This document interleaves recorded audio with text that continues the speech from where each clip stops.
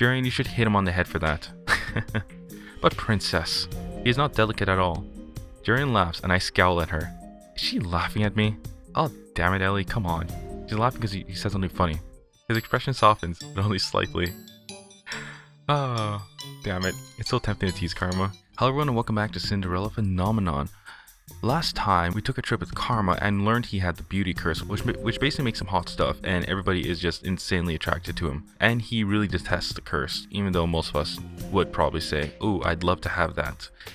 And at the end of all of that, we are in a forest where Karma is actually at the skill level of a soldier who ranks higher than Knights of the Castle, which, as was stated previously, the Knights in the Castle were very skilled indeed. And Karma outclasses Jurien and Garlan, who he trains at night. So we're here now. Karma's back to being Karma's a woman again, some reason. And let's see where this takes us. Jurien, if you don't come at me like you truly mean to stab me, you'll never land a hit. Yes, ma'am. Yes, sir. It has been about 2 weeks since I first saw Karma here in the forest practicing with Garlan. Oh, that's why Karma's a woman now. Okay, it's 2 weeks. That was 2 weeks prior. Okay, last episode was 2 weeks ago. I've come here every night since then, though I never stay as long as Karma since I actually have work to do in the mornings. Alright, here I come. Your two swords clash and Karma laughs as he throws Jurien back and taps her lightly on her shoulder with his sword. At this point, I'm a little confused as to when Karma actually becomes a woman. My previous theory was that Karma becomes a woman during the day and reverts back to being a man at night. So, hopefully we get a clear answer soon. That makes 4 hits, and that one was easy. Is that the best you can do, Jurien? I notice that every time Karma practices with Jurien, he's in his Miss Karma disguise. He says it is because of the curse and because he does not want Jurien to fall in love with him. Wait, can he shift at will? Isn't he being overdramatic? I doubt someone like Jurien could fall in love with Karma. Be subtle and quiet. Garlan tells me that you're usually good at that. I am, sir. Then why the exception today? Sir. Darling, it wouldn't happen to be because of the way I'm dressed, would it? Are you still not used to it? Hit the nail on the head, have I? It is not very chivalrous to hurt a lady, of course, but that logic applies to men as well. An enemy is an enemy, Jurien, even if your enemy is a delicate flower like myself. Delicate flower. Jurien, you should hit him on the head for that. But princess, he is not delicate at all. Jurien laughs and I scowl at her. Is she laughing at me? Oh damn it, Elly, come on. She's laughing because he said something funny. You and Karma seem to get along. I doubt it. Oh princess, you wound me. You always say that. You wound me where Jurien's blades cannot. Karma, you're still funny. Something flashed in Jurien's eyes as she readies her sword again. Karma stands ready as Jurien rushes at him with her sword. Your swords clash again. I wonder. Karma, your back's open. What? Karma turns, Jurien taps him on the shoulder and laughs aloud. Elly, nice. I did it, a single hit. Oh, shit. Hold on a second. Let's go back. That's funny. A single hit. It looks like you have a weakness too, Karma. No, it wasn't a weakness. It was the lack of sleep catching up on me. Why did he listen to me? He told Garlan the other day that it was crucial to only listen and watch the most important things. Alright, practice is over for now. I can see Garlan coming for his practice. Karma walks to a corner to have a drink. I should probably head back to the tavern soon, but there is something I want to see first. On her way out, Jurien gives a solemn nod to Garlan. She pauses to say something to him, and then looks at me, noticing my vague curiosity. I was just mentioning what a good swordsman Karma is. I have seen him fight, and Karma is a good swordsman. There's no doubt about it, yet is practicing with him really so special?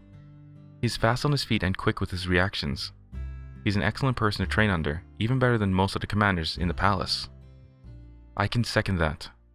Even better than Ross. Remember him? The first commander we trained under, the one that punished slow learning with extra exercises. You always had to do more exercise than I did. Something about you being distracted.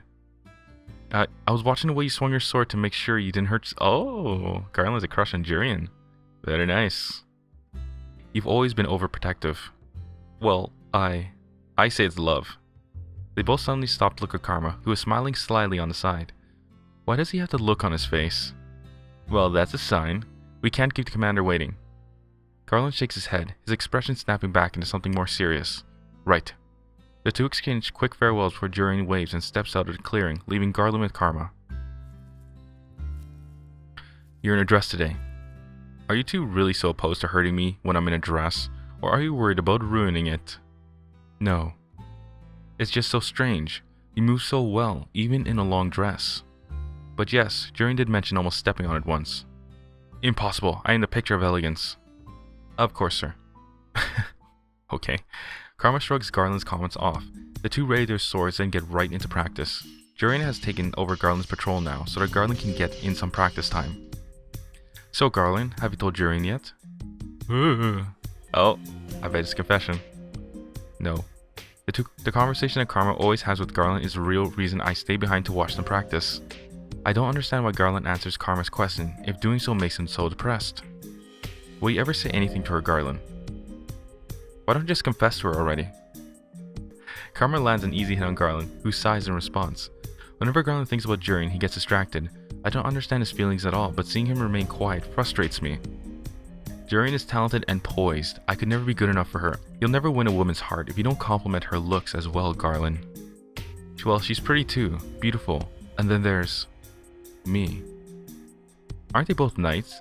Haven't they been trained together for a long time?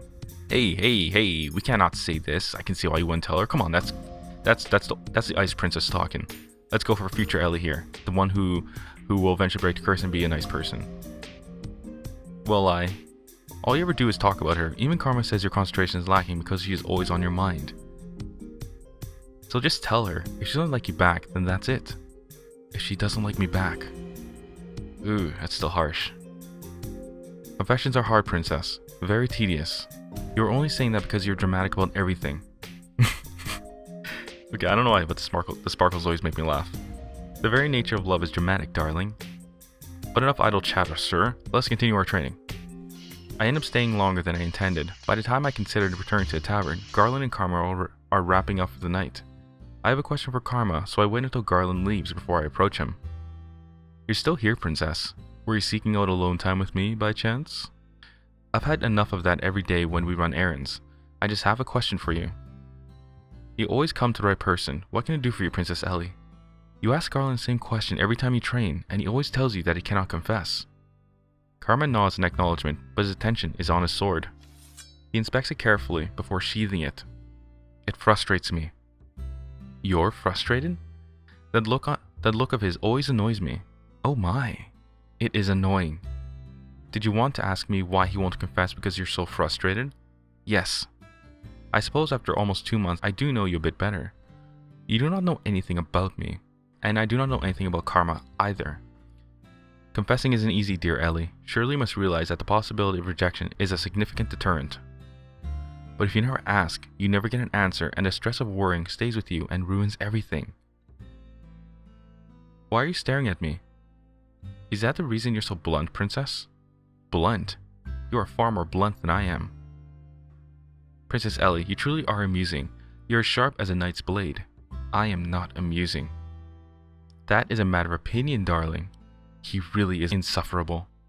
And yet I still come to him for advice. The scariest part of a confession is the possibility of rejection. Can you imagine loving someone and then finding out that they don't feel the same way about you? My thoughts shift to the king. My chest tighten. Wait a minute. You know, I've never actually seen Elly ask if the king loves her or not. But I've never seen the king actually reject Elly openly. It's a very tense relationship those two have. Oh, Karma's face. Oh, I didn't even see it come closer. Princess Elly.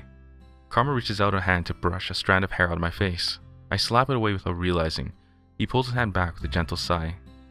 My apologies, princess. No, I cannot imagine. No?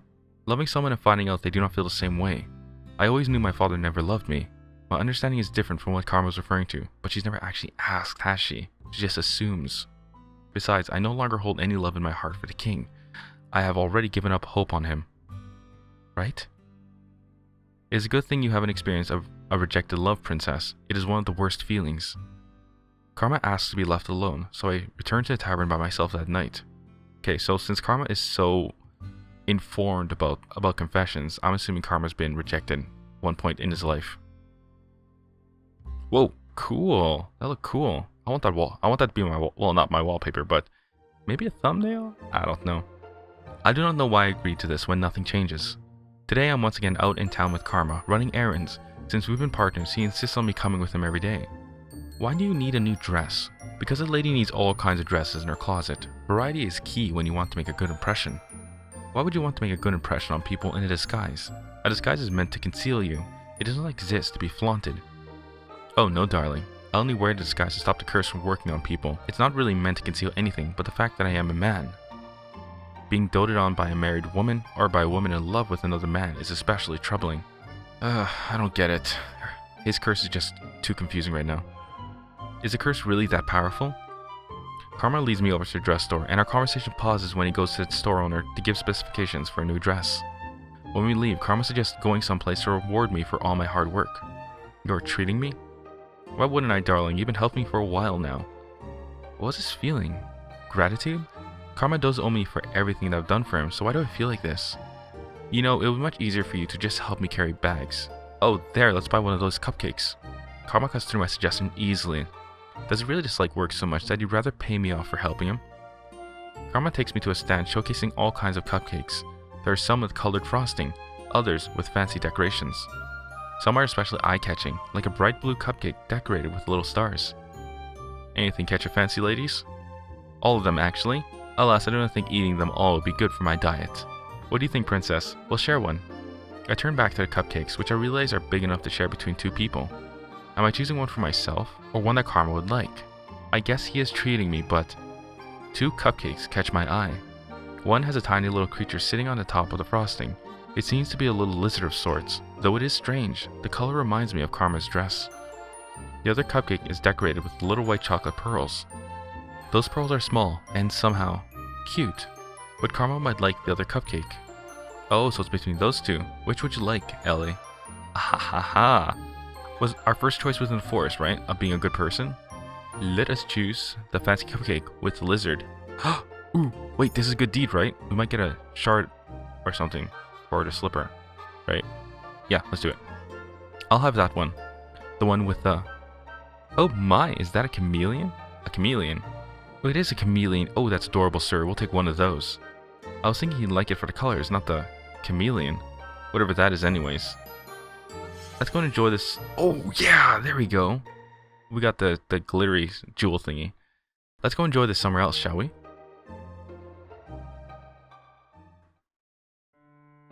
Karma leads me to the middle of the plaza, and the two of us find a table.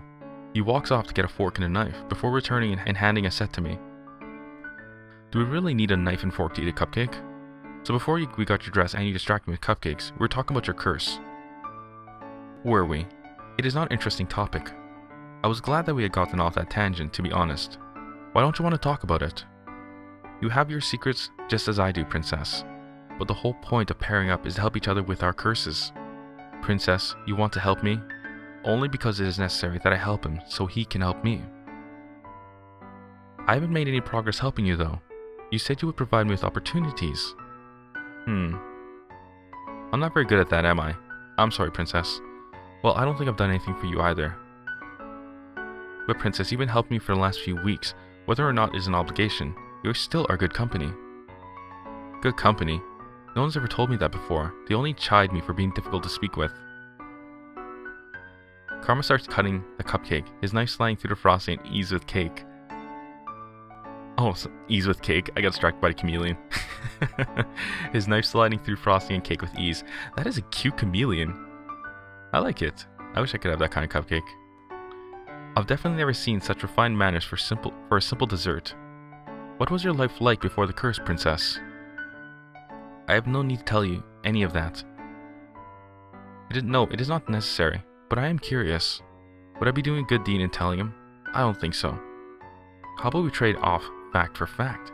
You give me a story today and I'll give you one tomorrow. What makes you think I'm interested in your life? Well, you do keep asking me about my curse.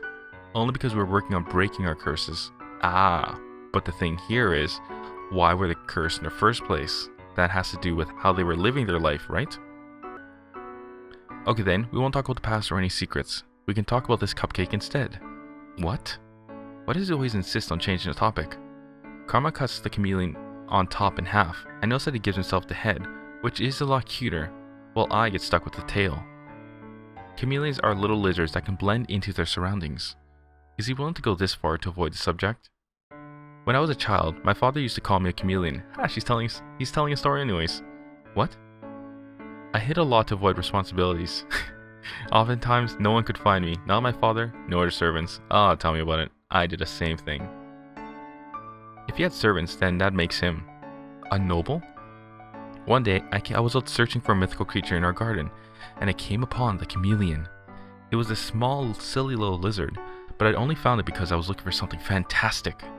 The lizard on the cupcake does not seem all that fantastic. My father explained what it was to me, and then he started calling me his silly little chameleon. It was ridiculous, but he said I was always very good at hiding, and so it suited me. What is it, princess?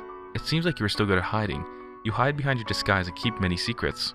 I suppose I am still a chameleon then. I don't think that nickname makes any sense. Sometimes they don't have to. Nicknames don't have to make sense to be endearing, princess. Can we please just get back to the subject at hand? Yes, this cupcake. If you insist on sharing a story for a story, then I'll tell you something about me. Ooh.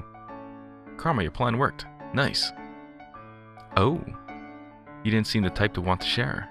I normally do not see any reason for sharing things about my past. No. Mother once told me that to confide in someone else was a weakness. But more than that, I was always worried that others would judge me. No one has ever wanted to listen to me. I know enough about others' opinions of me to know that they think I am the one at fault. Always. I wouldn't judge you, princess. I wouldn't judge you for not wanting to say anything to me. I divulge nothing to you after all. A story for a story. That is a deal, right? I expect you to keep it. Or rather, a fact for a fact.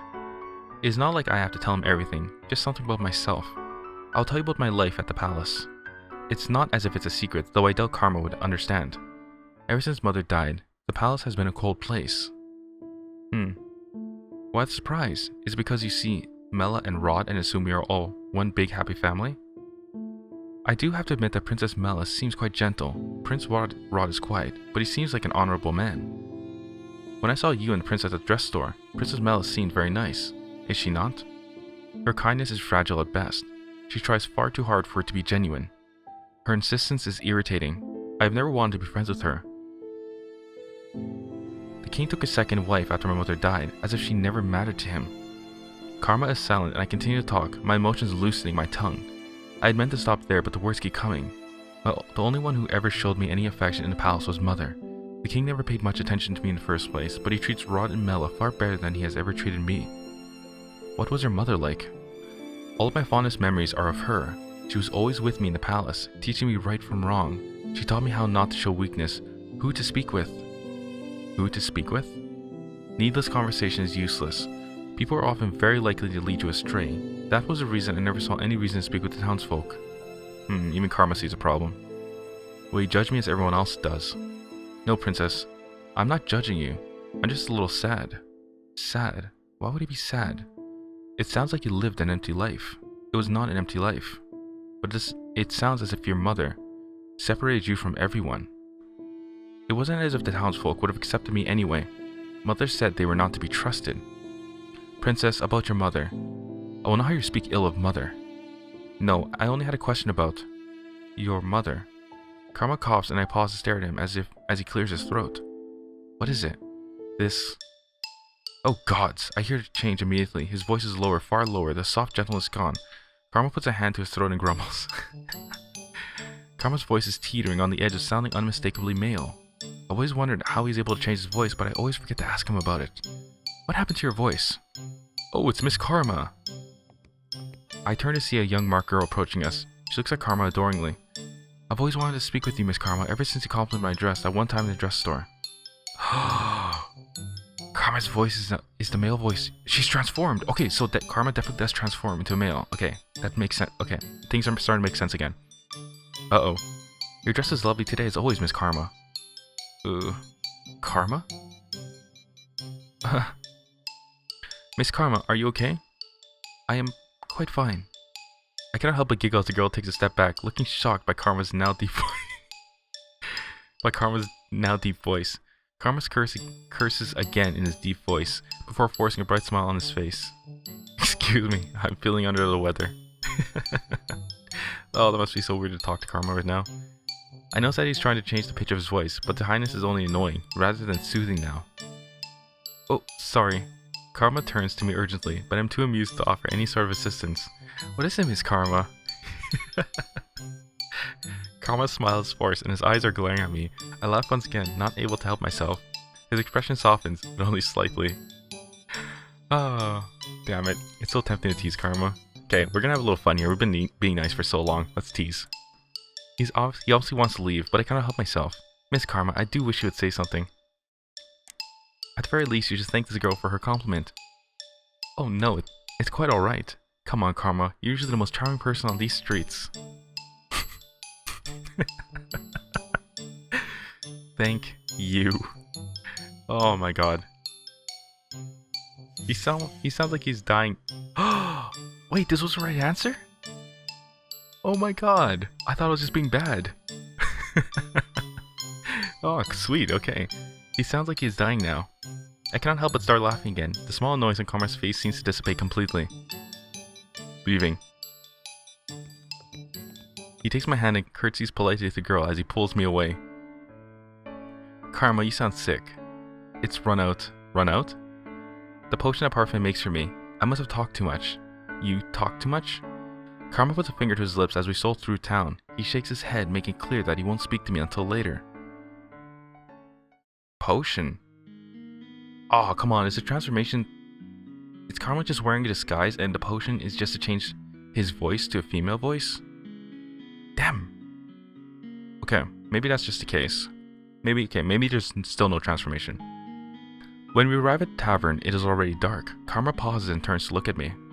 What? You have a nice smile, Princess Elly. I'm glad I can make you... Oh! Glad I can make you laugh. Oh my god, that's right, she did smile. I didn't even realize that. Oh, I'm so happy now. Well, of course, I laughed. You sound ridiculous. It's worth sounding ridiculous just to see you smile. You and Rumple really are the same. Not necessarily. That comment doesn't faze him. He smiles widely as he leaves for his room. I'm glad I can make you laugh. I cannot get those words out of my head, even though I am supposed to be resting for the night. I think I should go see if Karma's practicing with Jurien or Garlan. I leave my room and go down to the reception room. Delore and Parfait let me go to the forest at night alone now since they know that I'm meeting up with Karma. Parfait is in the reception room tonight, reading a book. I was always told reading in the dark was bad for your eyes. Oh, Princess, I didn't see you. I notice that she's closed the book and I can now read the cover. She's reading Cinderella? That's my fairy tale curse. The Great War was caused by the fairy tales, right? Oh, history! History lesson, sweet. Yes, that's right. And yet you are reading one. The curses are based off of these fairy tales after all. But why are you reading Cinderella? My curse isn't anything like the fairy tale. It's reversed. True, but the morals remain the same. In order to become Cinderella, you must be good like her. Cinderella had everything handed to her by a fairy godmother. I had everything taken away. Princess, have you truly had everything taken away from you? Compared to what I used to have, what I have now might as well be nothing. You have friendships and people who enjoy your company. No one in a tavern enjoys my company. Elly, you still don't see this, do you? Are you sure about that, Princess? I think you just have difficulty trusting that we all like you. Like me? Why would you like me? You've become like family here. I haven't even been here that long. It doesn't matter, everyone here at the Marchant is family. Family? You are saying that everyone in the Marchant is like family? Princess, you're one of my boarders. You're more than just a regular here, you live here with us. So like I said, you're family. I speak more with the people here than I ever spoken to my own family. In the palace, I was always alone. The only person I could speak with was Fritz. Hey, yeah, I must see Fritz again. What's he up to? Are you going to watch Karma practice? I nod in response. Be safe, Princess.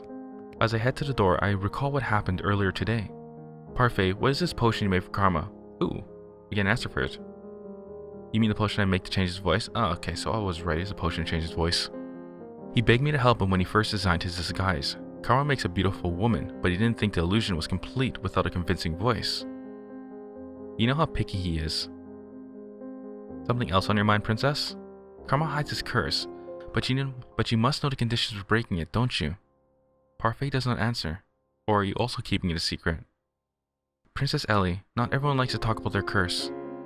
I think it would be better if you ask Karma directly. I just don't understand why he won't tell me everything when I am trying to help him. Just as you think your good deeds are difficult, there's also something with Karma's curse that he can't come to terms with. I put my hand to the necklace around my neck. I still haven't performed any good deeds. Can I really do this? I am going now. I walk out the front door and into the forest. I decide not to think about all of this, at least not until later. I wish this was all simpler and that Karma wasn't cloaked in so many secrets.